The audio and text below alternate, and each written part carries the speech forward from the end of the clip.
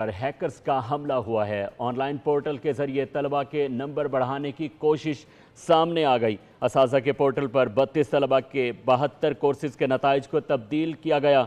Controller office ने manual और online record में तजाद पर रिजल्ट रोक दिया। नामालूम अफराद ने रिजल्ट तब्दील करने के लिए रकम भी वसूल की।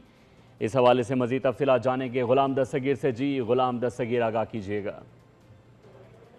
जी बिल्कुल, ये बड़ी कामयाब कार्रवाई की है। फैसलाबाद की FIA की टीम ने उनको इत्तला मिली थी कि एक पावरलूम फैक्ट्री जो है वहाँ पर बिजली चोरी की जा रही है और बड़े पैमाने पे की जा रही है, जिस पर उन्होंने कामयाब रेड मारा है और फेस्को मुलाजमीन है जिसमें मुल्ज़िम ज़ीशान है, असिस्टेंट लाइनमैन है, उसको गिरफ्तार किया गया है और वहाँ पर जो मुल्ज़मान बिजली चोरी कर रहे थे उनको पकड़ा गया है।